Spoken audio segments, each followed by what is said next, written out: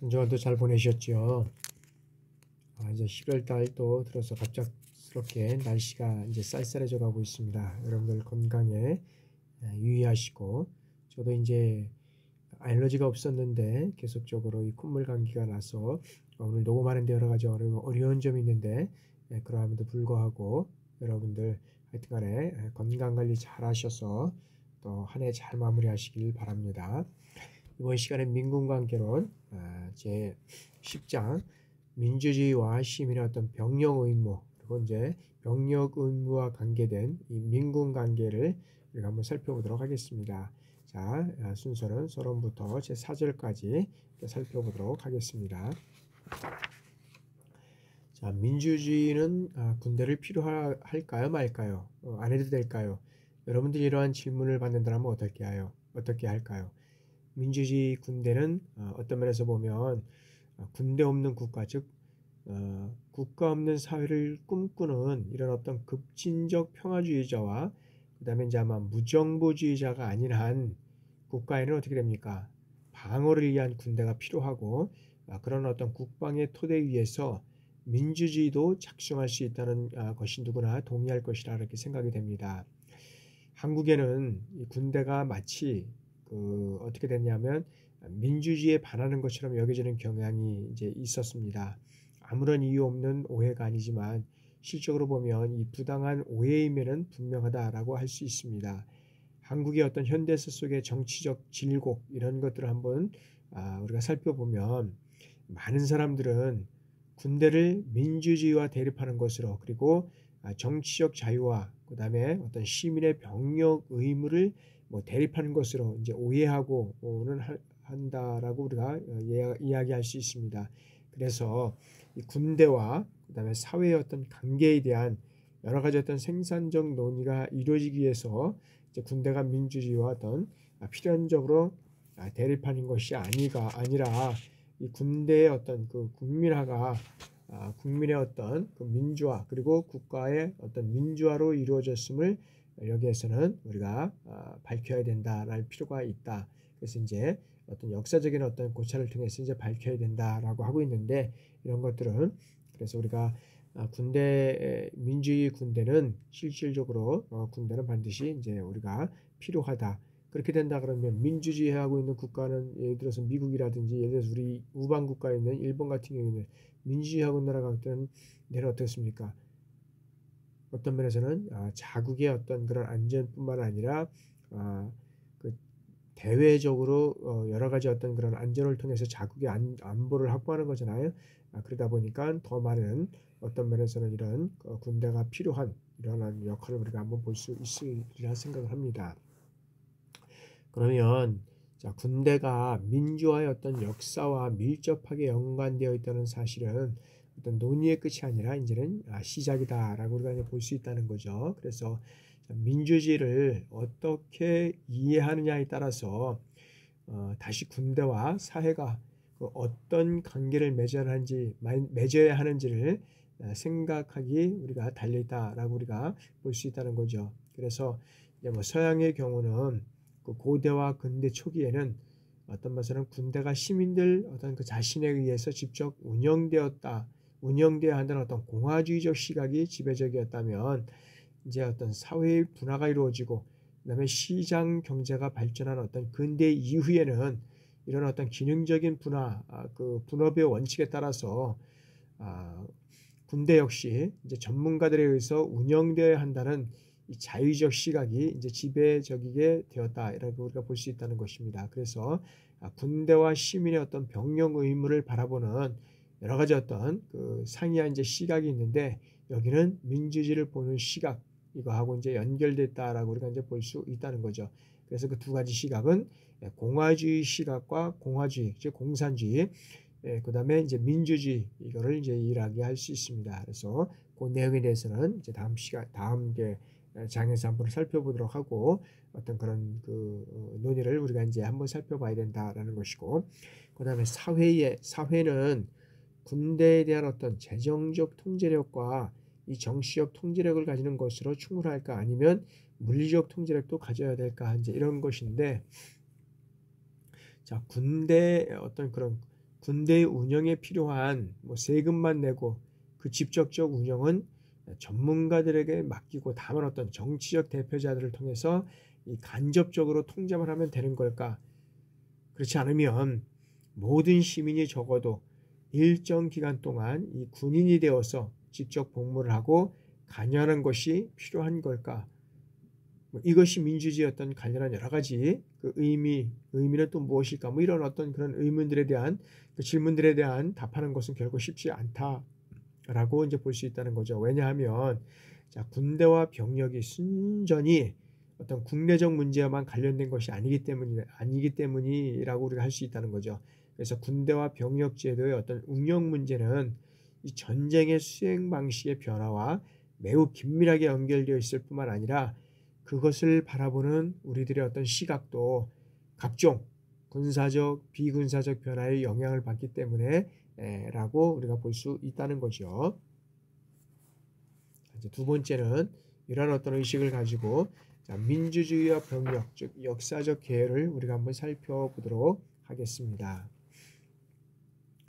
민주화는 단순히 이 민주주의를 바라는 사람들의 어떤 마음과 실현하려는 의지, 그다음에 욕구만으로 이루어지진 않는다라는 것이죠. 그렇다면 이 민주화는 언제나 이 기존의 어떤 지배, 그다음에 집단에게는 이 권력의 상실을 의미했기 때문에 지배 집단의 어떤 강한 어떤 그런 저항을 야기하고 있다라고 우리가 볼 수 있다는 거죠. 그럼으로 인해서 민주화가 이루어지기 위해서는 그들이 권력을 전부 또는 어떤 일정 부분 포기하지 않으면 안 되게끔 이런 강제하는 이 강력한 필요성이 내부에서는 물론이고 외부에서도 부과되어야 했다라고 우리가 볼 수 있다는 거죠. 그래서 전쟁은 내전이건 국제전이건 간에 그 필요성 가운데 가장 강력한 것이었다라고 우리가 볼 수 있다는 거죠.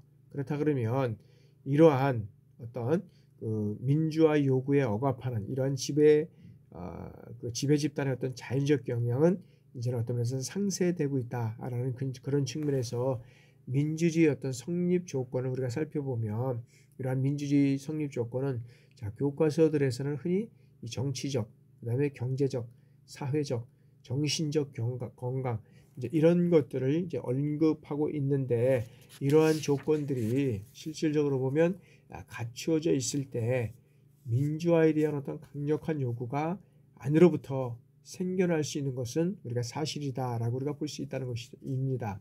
그러나 여기에 더해서 그 요구를 억누르려는 이런 지배 집단의 경향을 무력화하는 이 강한 내외부의 힘이 필요한다라고 우리가 볼 수 있다는 거죠. 그래서 역사적으로 볼 때 거의 언제나 이 전쟁이 그 힘의 역할을 어떤 면에서는 했다라고 볼 수 있다는 거죠. 그렇다 그러면 이 아테네의 어떤 그런 민주화를 우리가 살펴보면 자, 군사적 필요가 경제적 변화에 의해 생겨난 민주화 요구를 어떤 면에서는 지배 세력으로 하여금 받아들이게 여기에서는 했음을 우리가 보여주는 이러한 내용이 되겠습니다. 그래서 자,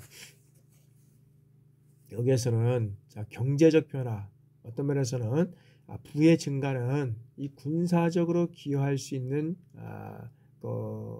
있는 것이므로 그래서 이 정치적으로 참여할 수 있는 이 계층의 폭을 어떤 면에서는 넓혀줄 수 있다라고 볼 수 있다는 거죠. 그래서 결정적으로 그 참여의 폭을 넓힌 계기는 뭐냐 하면 전쟁 수행 방식의 변화를 이제는 비롯해서 이루어졌다라고 우리가 볼 수 있다는 거죠.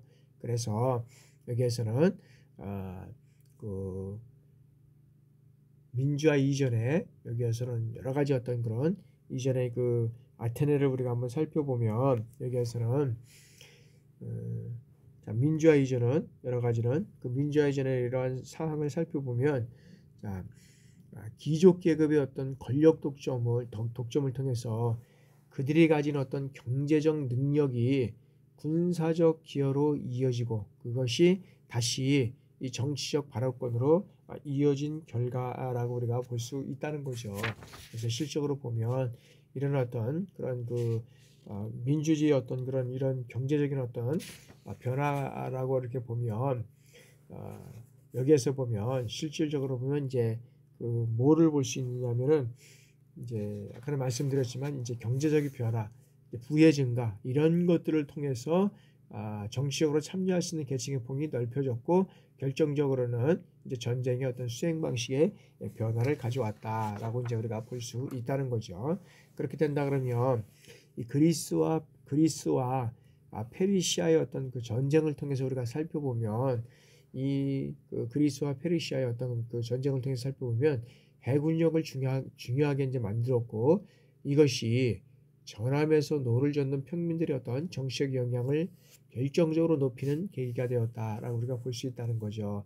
그 내용은 뭐냐면 자, 노가 달린 여기에서 보면 이제 어떤 3단 노선 이 노를 짓는 사람들이죠. 이제 이들이 이 계층이죠. 그래서 이 계층으로 인해서 주로 이제 층원됐기 때문이라고 우리가 얘기를 할 수 있는데 이것은 뭐냐면 자, 해군력 강화의 어떤 필요성이 아테네의 민주화를 가능하게 했고 그 다음에 민주정에서 누리는 있던 어떤 그런 시민들의 평등한 자유가 또한 아테네의 어떤 군사적 힘을 강하게 만들었다는 거죠.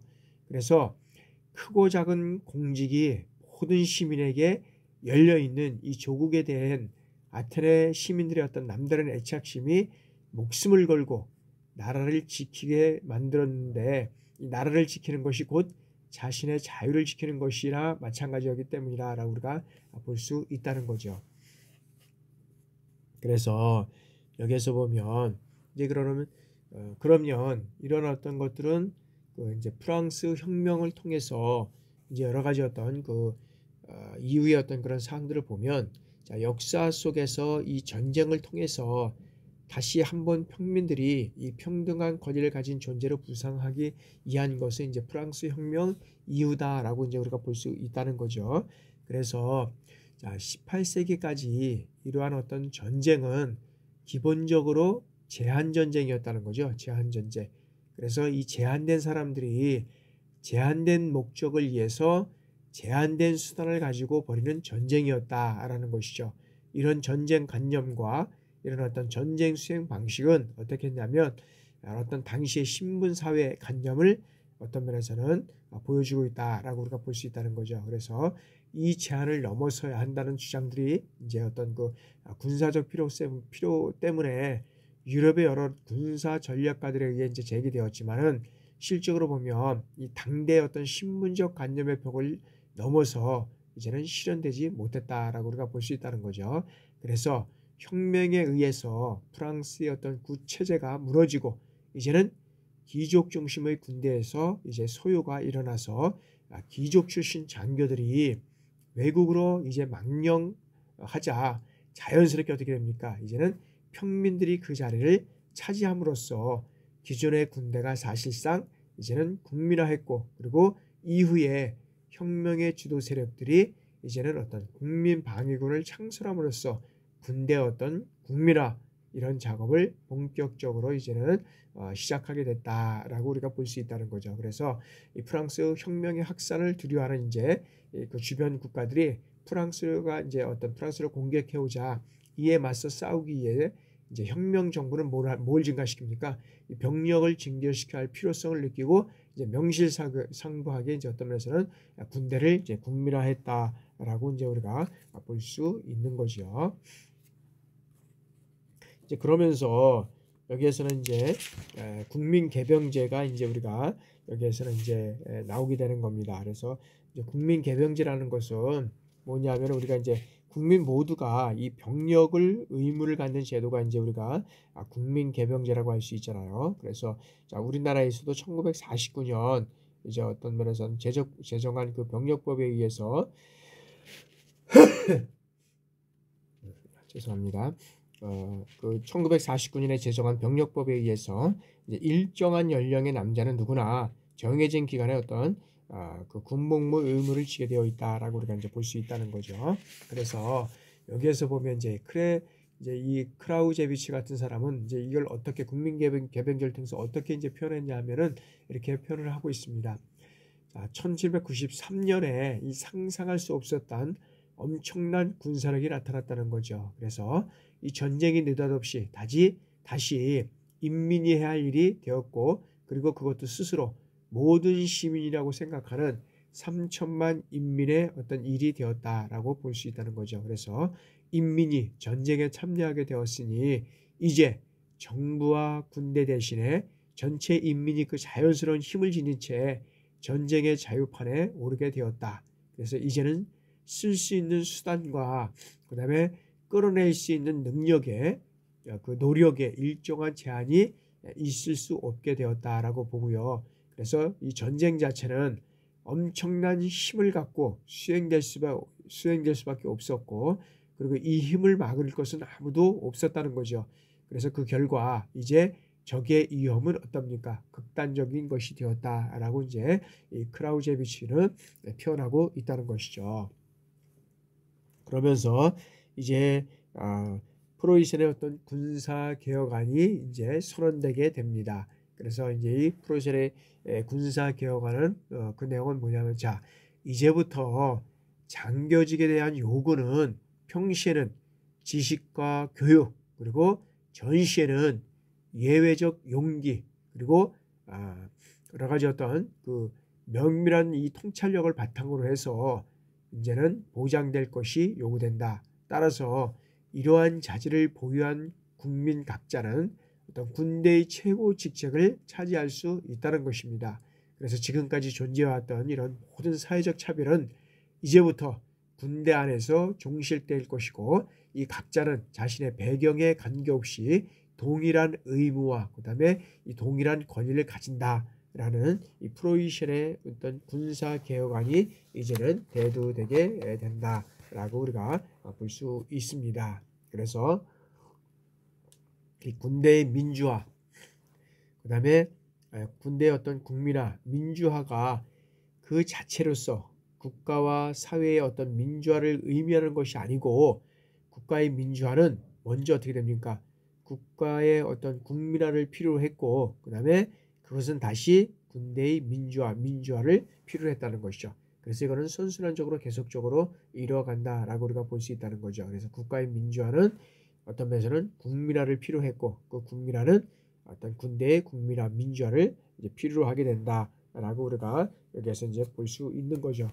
그래서 여기서 이제 보면은, 자, 그래서 일정한 이런 어떤 국민의 군대, 그 국민의 군대와 민주화는 일정한 영토 안에 살고 있는 사람들이 하나의 어떤 국민으로서 거듭나기 위해서는 이러한 대적 적대를 통한 어떤 그런 주민 전체의 어떤 대규모 동원이 있어야 했다는 것입니다. 이 과정에서 군대는 어떻게 됩니까? 점차 개방화되어서 국민 자체가 되었고, 그 다음에 국민은, 특히 남성 같은 경우에는 군대를 지키는 군대가 되었다라고 이제 우리가 볼 수 있다는 것이죠. 그래서 여기에서는 이러한 것들은 이제 남성이 국민 자체가 되고, 또 남성은 이 군대를 지키는 이제 군대가 되었다라고 우리가 이제 얘기를 하고 있는 것이고요. 이 병력을 바라보는 이제 두 가지 시각입니다. 병력을 바라보는 시각은 여러 가지가 있겠지만은 우리가 이제 개인적 수준에서부터 사회적 수준, 역사적 측면에서 우리가 한번 살펴보도록 하겠습니다. 자, 병력을 바라보는 시각에서 우리 이제 개인적 수준에서 보면, 자, 이 사람이 다양한 만큼 한 사회 내에서도 다양하고 우리가 경쟁적이라고 우리가 볼 수 있다는 거죠.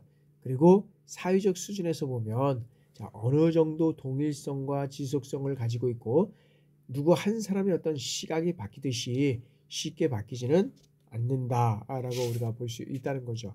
그리고 역사적 측면에서 보면, 자, 세상의 변화와 함께 이 병력을 바라는 이 지배적 시각은 뭐냐면, 이 지배적 시각은 이 변해왔고, 그 다음에 그와 함께 이 동원의 기제 역시 이제는 변해왔다라고 우리가 볼 수 있다는 거죠.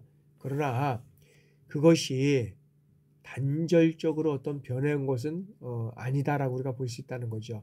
다시 말해서 하나의 어떤 그런 지배적 시각이 등장하면서 다른 시각이 어떻게 됩니까? 이제는 사라진 것이 아니라 어떤 세상의 변화 속에서 이제는 그 지배적 시각이 교체된 경우에도 여전히 다른 시각들은 부분적으로 사람들에게 어떻게 됩니까? 영향을 끼치고 있다라고 우리가 볼 수 있다는 거죠. 그리고 그럼으로써 지배적 시각에 어떤 그 도전에 도전하고 존속해 왔다라고 우리가 볼 수 있다는 거죠. 그래서 이제는 이런 어떤 그 세상의 변화는 여기에서 보면 세상의 변화는 이제 여러 가지를 의미가 할 수 있는데 생산 양식의 변화를 의미하고 그다음에 그와 함께 나타나는 어떤 그 사회의 어떤 기능적 변화를 의미하고 그다음에 정부의 어떤 성격 변화를 의미하고 경제적 성장과 발전을 의미하고 그리고 전쟁에서 인간이 이용되는 방식 즉 뭐냐면 전쟁 수행 방식의 어떤 변화를 의미한다라고 우리가 볼 수 있다는 거죠.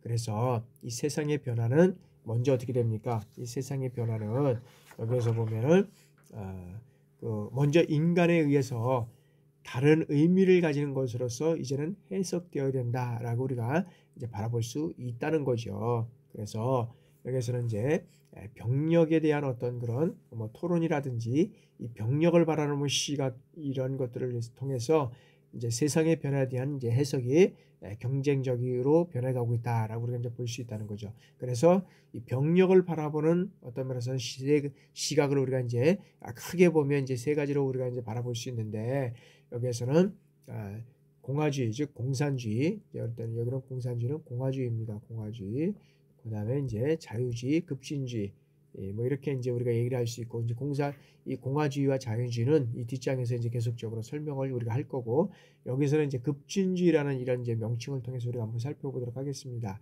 여기에서는 이 급진주의라는 것은 어떤 면이냐면 여기에는 어떤 면에서 보면 다분히 어떤 편의적 그 안에 마르크스주의와 평화주의 어떤 페미니즘 이런 것들이 이제 모두 여기에서는 포함된다라고 우리가 볼 수 있다는 거죠.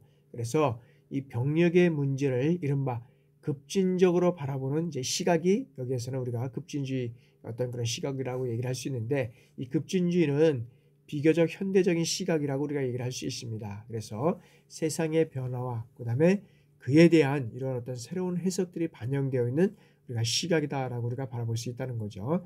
그래서 새로운 해석이 반드시 지배적인 해석이 되는 것은 아니기 때문에 급진주의 역시 이러한 비교적 새로운 시각이지만 지배적인 시각은 아니다라고 우리가 볼 수 있다는 거죠. 그래서 여기에서는 급진적인 어떤 시각을 여기에서는 어떻게 얘기를 하고 있느냐면 이제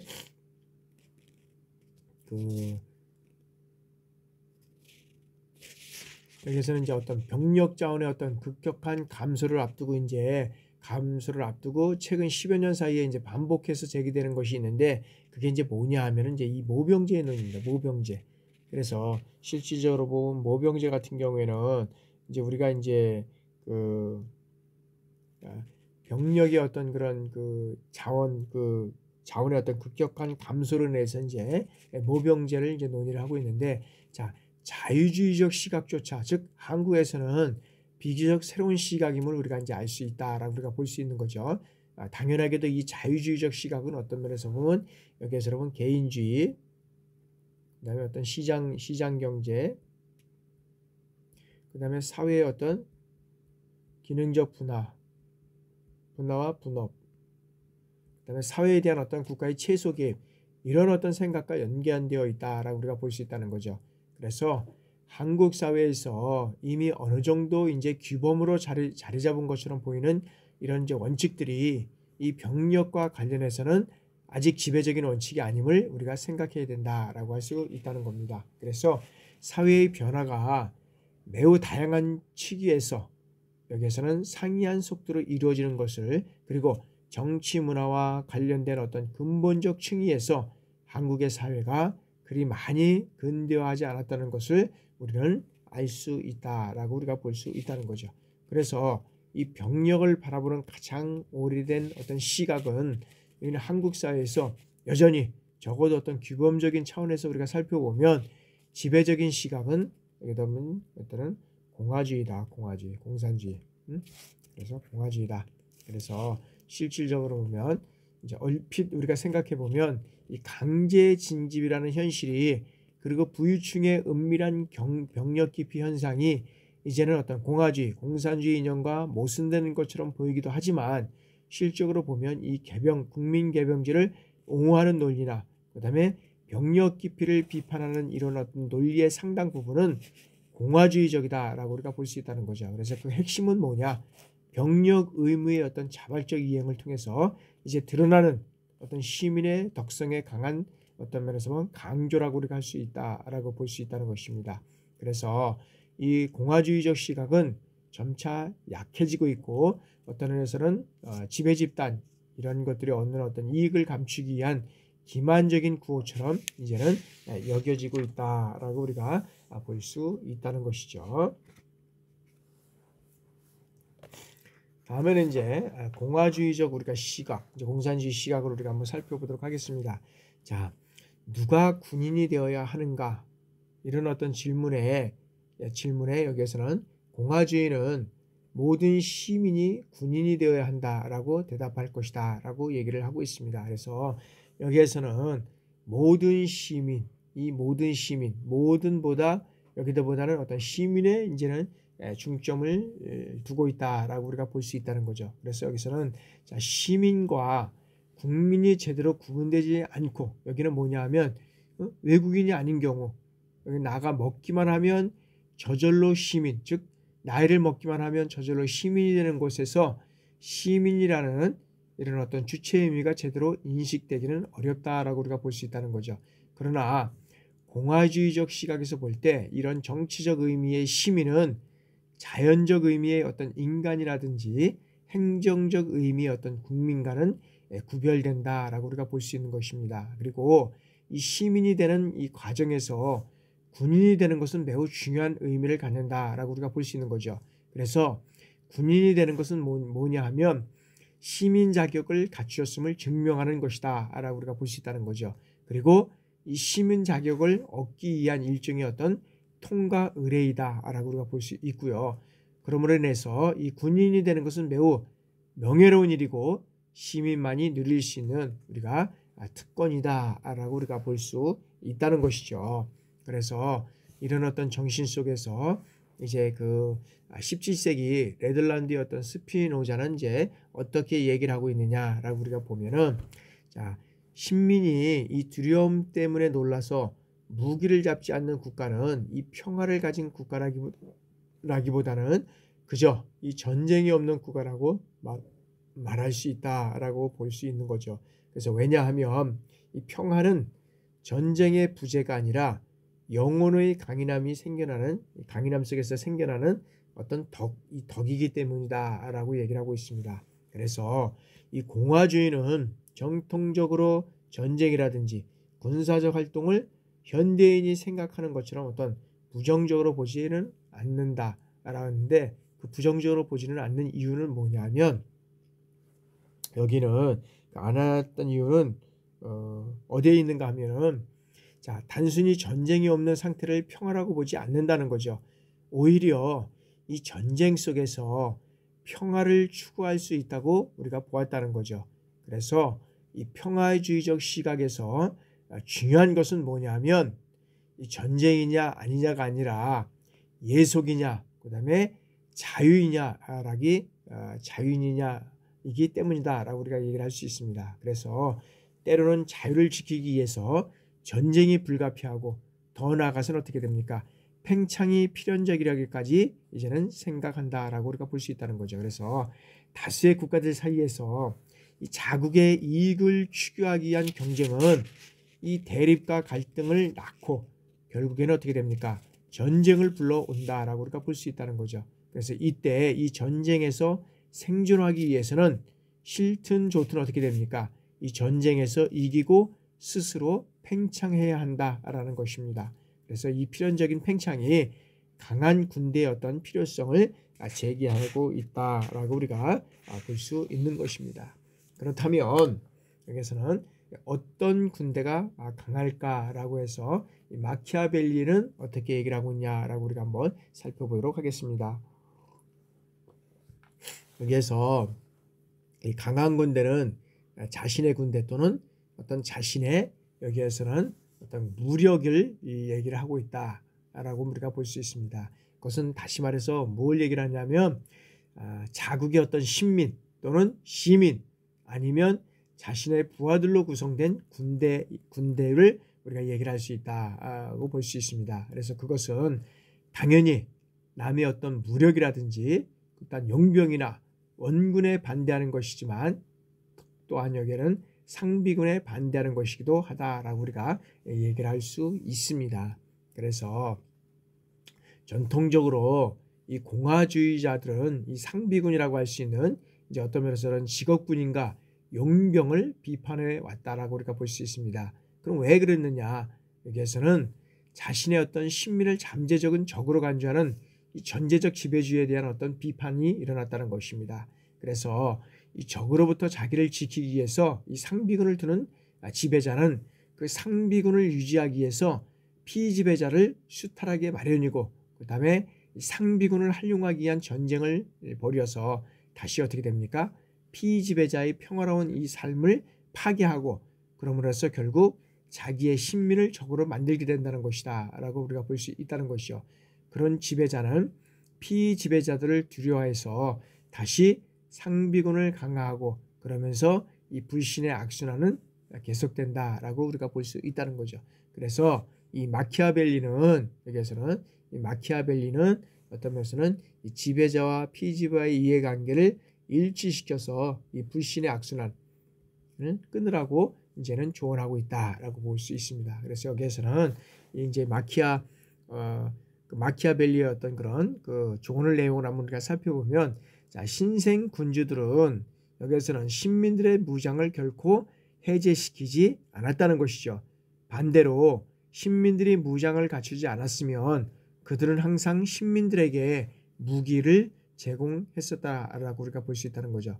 왜냐하면 이러한 당신이 그들을 무장시킬 때 그들의 무기는 실상 당신 자신의 것이 되기 때문입니다 라고 우리가 조언하고 있다는 거죠. 그리고 당신을 불신하던 자들은 충성스럽게 되고 원래 충성스러운 자들은 그대로 충성을 지키며 신민들은 열성적인 지지자로 변모합니다 라고 얘기를 했습니다. 그래서 이 상비군을 둘 경제적 여유가 없어서 지배자가 필요할 때 이 용병을 고용하는 경우가 공병하는 일원과 상황과 다르지 않다라고 얘기를 하고 있습니다. 그래서 뭐 이 나라 저 나라 떠돌아다니면서 돈을 받고 싸우는 용병들에게 충성심을 기대할 수는 없다라는 것이죠. 그래서 공산주의적 이제 비판의 핵심이 되는 것입니다. 그러므로 피지배자들을 어떻게 됩니까? 국가의 어떤 주인으로서 만들어서 자기 것을 스스로 지키게 하는 것이 공화주의적 시각에서 볼 때는 가장 좋은 우리가 방법이다라고 우리가 얘기를 할 수 있다는 거죠. 그렇다면 이 공화국과 상비군의 어떤 모순에는 관계가 있다라고 우리가 볼 수 있는데 이 일부가 직업적인 군인이 되고 그리고 나머지는 이 생산에만 종사한다면 무기를 든 일부에 의해서 나머지가 이제 지배를 받게 될 것이다 라고 우리가 보는 거죠. 그렇다고 해서 모든 사람이 이 생산에 종사하지 않고 군인으로서 복무만 할 수도 없기 때문에 그러므로 인해서 이 공화주의적 시각에서 볼 때 군 복무는 모든 국민이 일정한 나이가 된 후에 주기적으로 이 군사훈련을 받고 일정 기간만 군인으로서 복무하는 형태 이런 것들이 이루어지는 것이 가장 이제 바람직하다라고 우리가 보고 있다는 거죠. 그래서 생산과 이 군복무를 시기적으로 구분하는 어떤 면에서는 구분하여 병존시키는 것이 여기에서는 필요하다라고 우리가 보고 있다는 것이죠.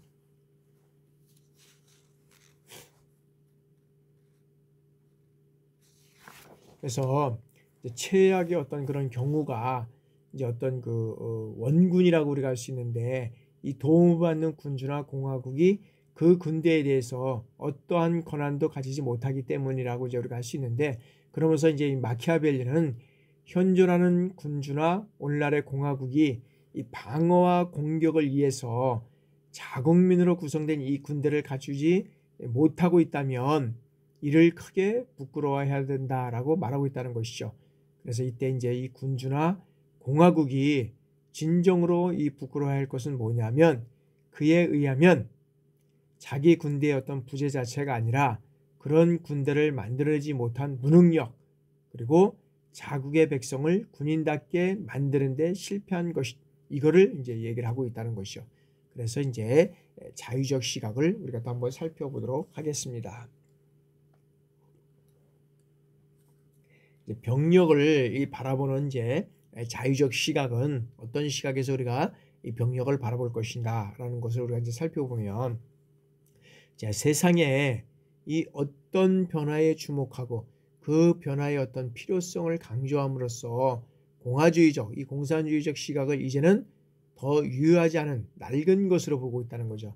그래서 그 반대로 이 자유적 시각을 그 변화에 부합하는 합리적인 것으로 이제는 묘사하고 있다라고 우리가 보고 있다는 것입니다. 그래서 이 공화주의적 시각이 군사적인 것의 어떤 불변적 속성에 주목한다면 이 자유적 시각은 어떤 면에서 보면 군사적인 것을 가변적인 맥락 속에서 우리가 이제 관찰을 한다라고 우리가 볼 수 있다는 거죠. 자, 그렇기 때문에 이 자유적 시각은 병력이나 군대의 그 어떤 본질적 가치를 부여하지 않고 어디까지나 어떻게 됩니까? 수단적 의미만을 부여한다라고 우리가 볼 수 있다는 거죠. 반대로 얘기하면 뭐냐면 이 공화주의적 시각은 군사적인 것에서 심지어 불면성을 이제는 볼 수 있다라는 것입니다. 그래서 사회의 어떤 발전 속도가 매우 느리고 반복되는 어떤 그런 기근과 전쟁으로 인해서 부의 축적은 어떻게 됩니까? 이 장수조차 기대할 수 없었을 때 사람들은 이 전쟁을 통해서 정치 공동체의 어떤 역사 속에서 영웅으로서 기억되기를 원했다는 것입니다. 그러나 이 기술이 발전하고 그 다음에 생산력이 증대해서 자신의 어떤 죽음이 아닌 이 삶 속에서 부와 영광을 누릴 수 있게 되면서 사람들은 어떻게 됩니까? 점차 자신의 어떤 시간과 노력을 다른 누군가를 위해서 희생하기를 이제 꺼리게 되었다라고 우리가 볼 수 있다는 거죠. 그래서 여기에서는 이 병력에 대한 여러 가지 어떤 자유적 시각이 이제는 어떻게 되느냐라고 이제 우리가 볼 수 있는데 여기에서는 다양한 것을 우리가 이제 보면 자, 이 공산주의적 시각이 여기에서 보면은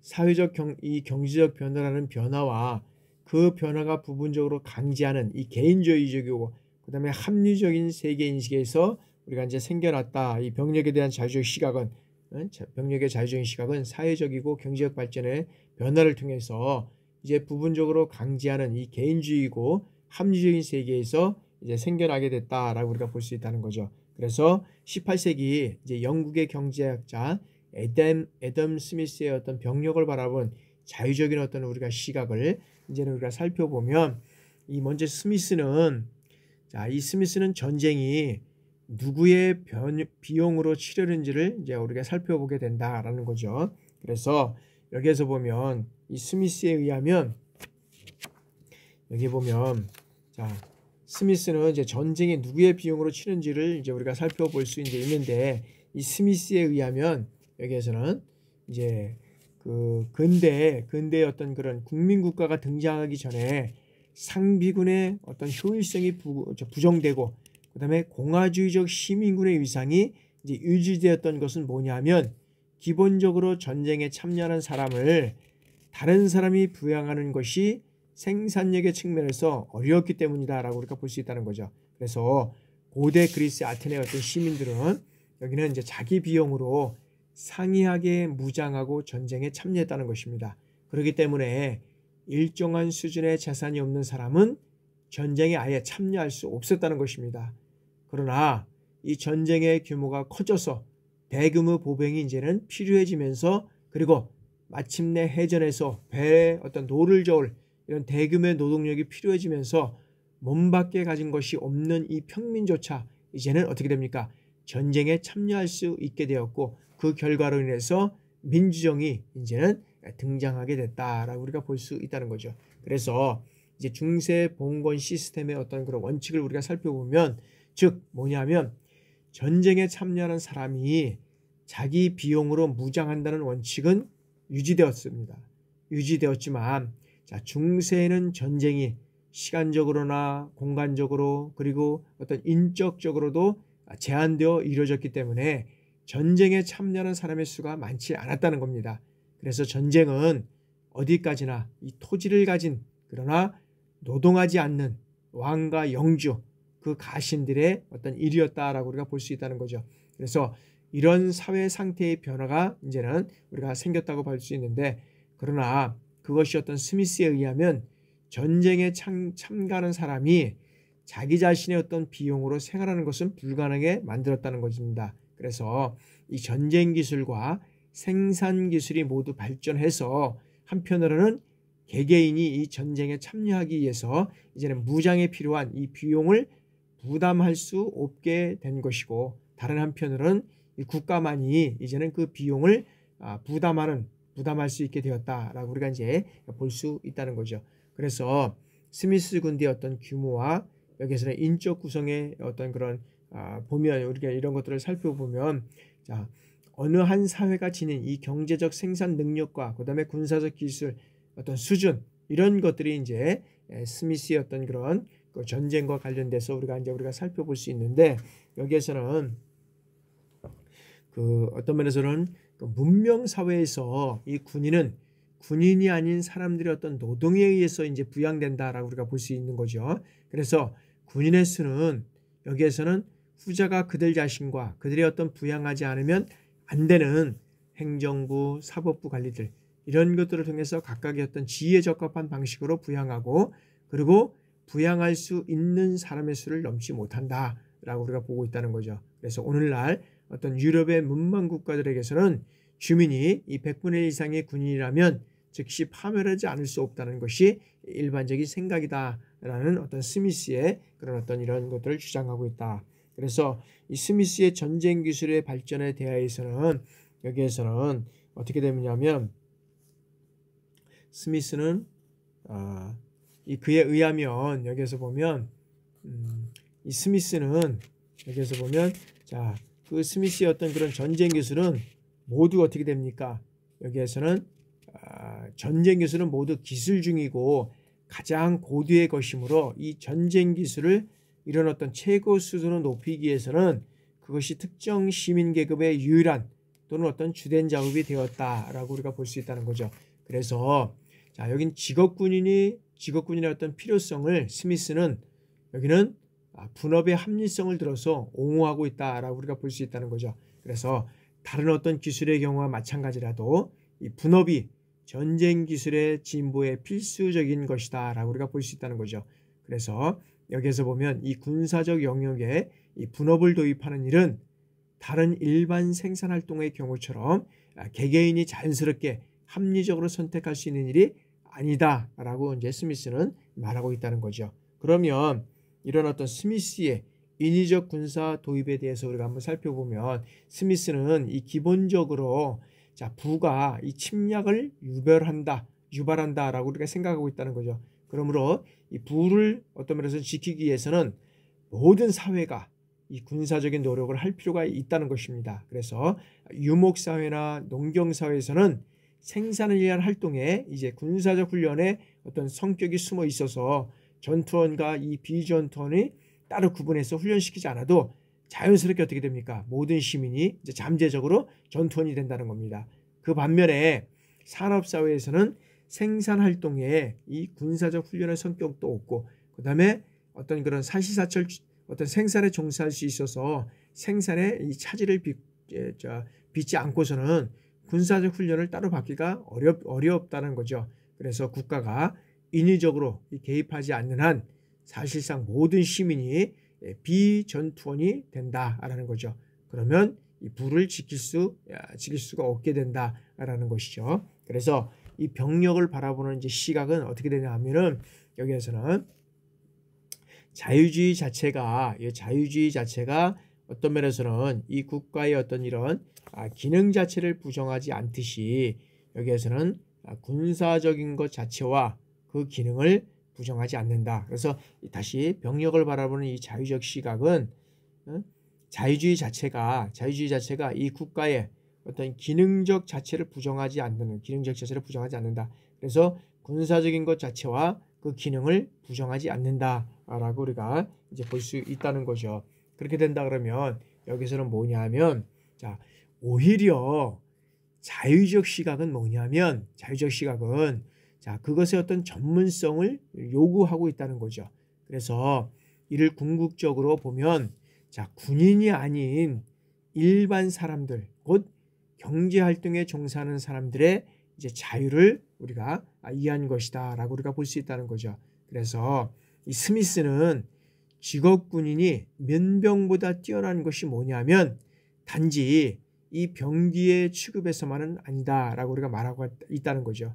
그래서 전쟁에서 이 무기를 뛰어나게 다루는 기술보다 더 중요한 것이 뭐냐면 명령에 절대 복종하는 이 습관인데 이 직업군인이 이 점에서 어떻게 됩니까? 민병보다도 뛰어나다는 것이다 라고 우리가 볼 수 있다는 거죠. 그래서 이 자유적 시각은 군사적인 분야에서 필요로 한 덕성을 모두 어떻게 돼요? 시민들에게 요구함으로써 창의적이고 그 다음에 생산적인 경제활동을 위촉시키는 대신에 그것을 특수한 직업 집단에게만 갖추도록 함으로써 한 사회 전체가 전쟁과 관련한 이런 능력뿐만 아니라 생산과 관련한 능력도 함께 갖출 수 있다라고 우리가 생각할 수 있다는 것입니다. 그러한 측면에서 여러분들이 이제 자유주의의 어떤 그런 시각을 이제 우리가 살펴보고 이제는 그런 제 4절에서 이제 우리가 민군 관계에 대한 어떤 여러 가지 사항들을 우리가 살펴볼 텐데 여기서는 10분간 휴식을 하고 진행해 나가도록 하겠습니다.